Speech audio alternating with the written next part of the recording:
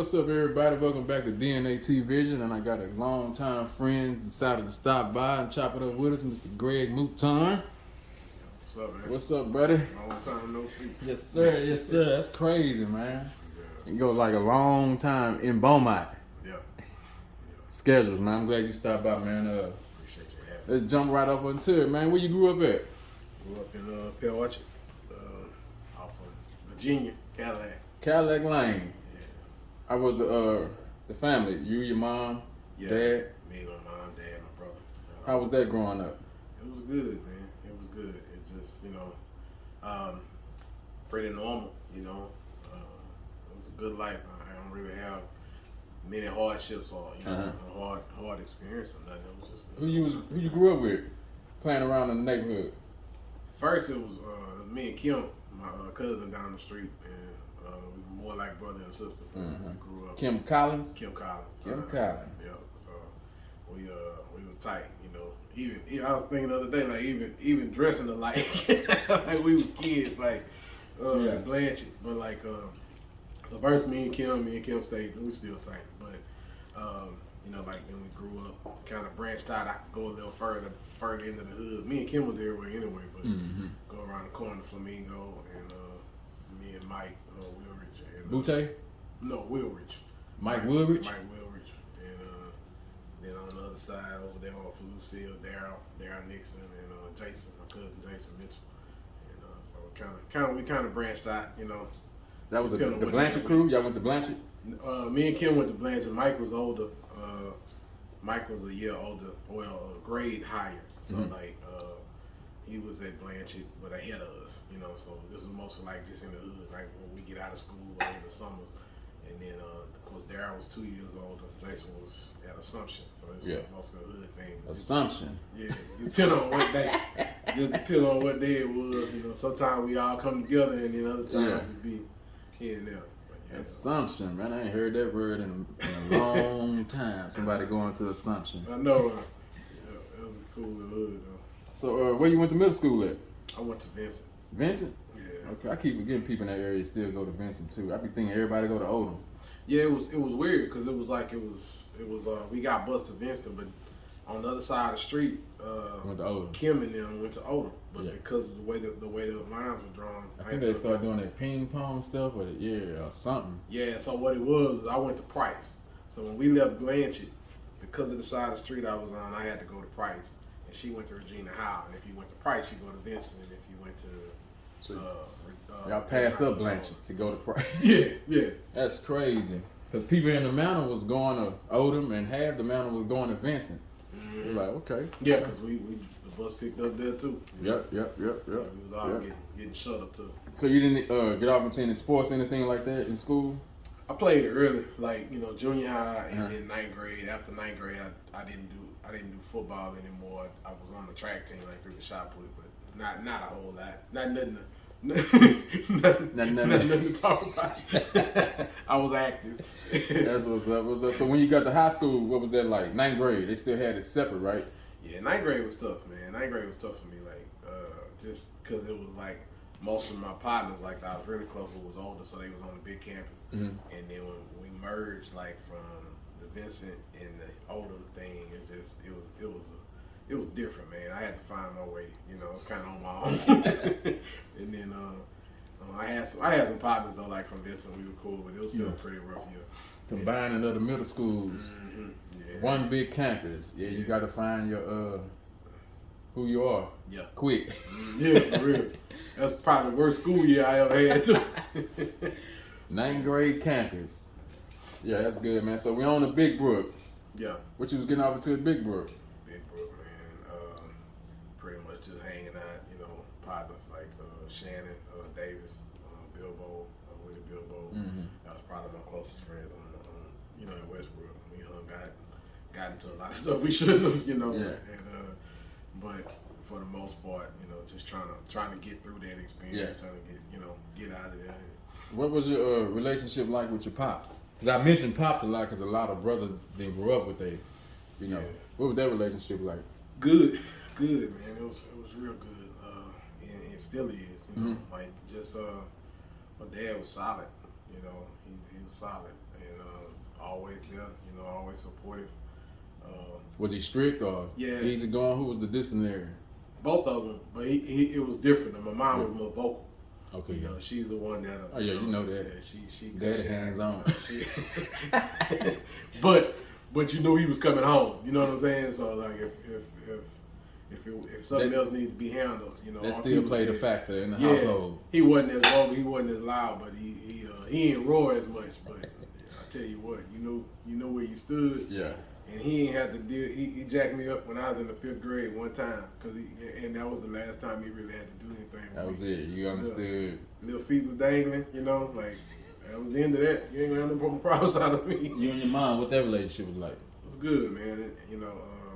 Real good. Mm-hmm. And she was tough. She was tough on us. And my mom being an educator, so it's like school was big. What she taught at? She taught at South Park for 16 years. She taught English. She started at Hebert. She went to South Park. So it was Miss Mouton? Yeah. Miss Mouton. And then she became a school counselor. Mm-hmm. She was at Blanchard, Martin, Phil, where else? She retired now, right? She retired. She passed a couple of years ago. Okay. Now, but yeah, she retired back in like 2000 due to illness.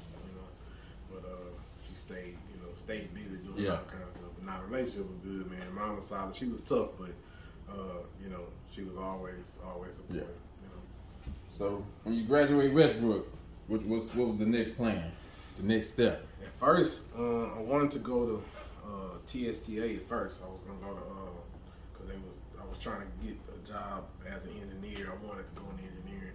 Ended up going to Prairie View though, and I started out in engineering, and it what that life was like. PV. Incredible, like it was, different. Yeah. Because one kind of in the middle of nowhere, and it was the first little bit of independence. Like you had, so you kind of had to find your way there, stay focused. But PV was awesome, man. I wouldn't trade the experience for nothing. Did you finish what you was trying to get? Yeah, I switched from engineering to criminal justice like after my first year, and I finished and finished my bachelor, went back and got my master's in counseling, and I've been working in probation for 20 years now. So. Okay, that's what's up, man. That's what's up, man. So what how long you been married? That's since 2009. What's it? 2009. That's good, man. What that life like? It's awesome. Married life. Married life is awesome, man. It was awesome. Where you met her at? I met her very first meeting was at the gas station through a mutual friend of mine. Beaumont? Yeah, we were going to a rehearsal and she had a flat tire, so we changed the flat. But like real meeting was at church. We ended up being at the same church, and so I met her there, and we just were friends, for a while, and then we ended up, talking, and then it kind of grew from there. But nah, it's been awesome, man. Got 4 kids, and that's my 4 kids. What you got? 2 boys, 2 girls. 2 boys, 2 girls. Man, what daddy life like? Oh, it's challenging, but it's awesome. It's my second greatest title. Husband first, dad second. Yeah. What you when you see your daughters, man? I be seeing you on there with your daughter. That's the youngest one. That's the baby. Yeah. That's the baby girl. What's she like? Constant. Your daddy girl. Yeah. You know what? She's both. Like when she with me, Yeah. She be, but make no mistake, when mama's around, then that's what she want to be, it's just mom's not on camera as much, Okay. But nah, she's very much mama's baby. But What them boys like? boy, something else. The oldest is he's 26. Oh, okay, you got old like that. Okay. Yeah, and then they range from ages from 26 to 5. So all of them 7 years apart. So it's kind of all of them. Yeah. That's crazy. So never dull moment, but it's awesome. It's just kind of like finding my way. Like, when we first got married, the 2 oldest, they're mine now. Yeah. You know what I'm saying? But they were by marriage. And so, like, that dynamic and, getting to know them and them getting to know me, over the years, and then shifting, now to kids that I've been with from the very beginning, So it's been a challenge, but it's tough. Ain't nothing, they don't give you a manual, And even if they did, it don't apply to your kids. So nah. All kids are different, man. I love it, man. I love it. Man, that's what's up, man. The second half of life, man. Your religion, your faith. Oh yeah. I'm a Christian. I've been in ministry for 20 years. At what church? At Gospel of Jesus Christ Church.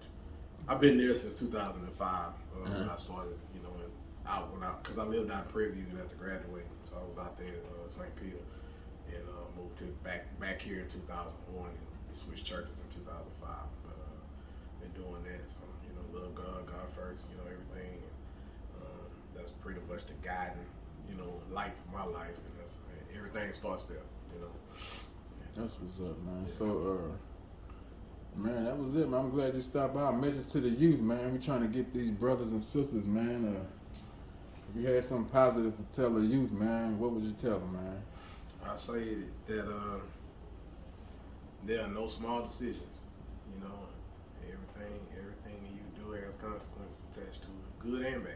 You know, and I was fortunate, man. You know, a lot of the stupid stuff that I did, I didn't have to pay for. But you know, working where I work and seeing what I seen, you know, I could very well be on the other side of the desk, and it wasn't because I did anything different, you know. But like looking at it now, it's like the stakes get higher.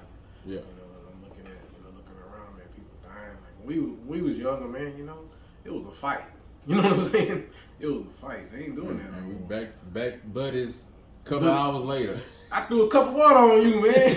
We used to fight all the time, for no reason. I was thinking about that this morning. I was like, if you asked me today, why did you throw that water on me? I couldn't give you an answer. Just one day, like, hey, come here, damn it. but you know, like the stakes are high now, and there's so much going on, and the consequences are high. You know, I think now it's just lack of coping. You know, not knowing how to communicate. Emotions, man. Emotions, not you say you're in the probation? Yeah. You been doing it for how long? 20 years. Man, what? You say 20 years, so you started what? 2000. 20? Mm-hmm. 1? Yeah, 2000, November 2001. So have you seen any changes of the people you've been dealing with? As far as the type of people, or what you seeing coming in, what's missing? What's missing? I think just like I was saying, coping skills, like not knowing how to deal with stuff. Any type of problem. And I've worked in substance abuse most of that time. Okay. So it's people that are, you know, dealing with drugs. And so a lot of times it's just something go wrong, not knowing how to deal with it, so we look to escape, you know. Or, you know. They used to dealing with problem while they high or on drugs, and now they're not on it, but they don't know how to deal with it. Or they own it. Like, I mean, this may sound weird, but I've seen just as many people have problems dealing with success as they do failure or trial. Like we get to be managers of chaos. Like you used to struggle, used to doing this, and used to coping in that way. And then when things start to level out, things get good. It's like they waiting for the next bomb to drop, and that's uncomfortable. You know what I mean? So I don't know. Sometimes I got to shoot the bottom out of the boat to get back to something familiar. You know, and it's weird, but I've seen it. You know, so, self-sabotage. Do you had to dealing with? I don't know about dealing with people of your color. Do you deal with them a certain way? Yeah, I mean, I've come to treat everybody. I try to treat everybody the same way. Yeah. But I know, like dealing with. I've even, you know, dealt with people over the years that I know. You know what I'm saying? And usually, if it's a close relationship, then I'm like, hey, I can't supervise this case just to avoid any conflict. But like, it pretty much is the same. Like when you get to addiction, it's the same stuff at the root. You know, and it's they may have a different neighborhood that they're in, but it's the same stuff. Yeah. And but I've noticed, like, you know, in treatment, the dynamic and the demographic, you know, contrary to what people would often try and say, you know, it's not one-sided. You know what I'm saying? It's just as many black, white. It's just the drugs of choice. So you couldn't work like they say, like you have a case of somebody that's you close to. It's a law you can't work that, or it was just. It's not a law, it's just ethics. Like, you know, I would prefer, because one, I want them to be free, like to do what they need to do. If they need help, to not be worried about, you know, me, right, or the relationship. Like sometimes, like I don't want to say that to Greg, right? I don't want to say that. So just to kind of cut through all that, like, hey, let me get them to somebody else. And if anything else were to come about, I just don't want there to be any impropriety or to be said that, like, you know. Sometimes I would think that you, like a person like you probably would be more lenient on them? Somebody that you knew or close. But I would think that we run from people that's gonna get on us. Yeah. You know. Yeah, but see, the other side of that too is sometimes, you know, there's a manipulation factor, and sometimes there's because I know him, you know, I'm expecting that I'll get preferential treatment. And when you get in that space, it's like, man, I want you to get what you need. And I'm gonna be a hindrance because you got probation term for 3 or 4 years, 5 years. You got life to live after that, God's spell, right? And so if you don't get what you need, you know, now, treatment-wise, all that, then you still got problems. So I figure the greater good is make sure they're connected to what they need to be connected to. You know, I'm still there. I'm supportive. You know where I am. Call me if you need something, you got a question, but I just don't want to be a hindrance. Got you. But it's rewarding, man. It's cool, you know. Well, I'm glad you stopped by, man, and shared your little story with us, man. Appreciate you stopping by. Whenever you get ready to stop by, you can stop by, man, and come. Whatever on your mind, you can get it off. Cool. Appreciate you, man. DNA T-Vision, baby. Mr. Greg Mouton. Appreciate you.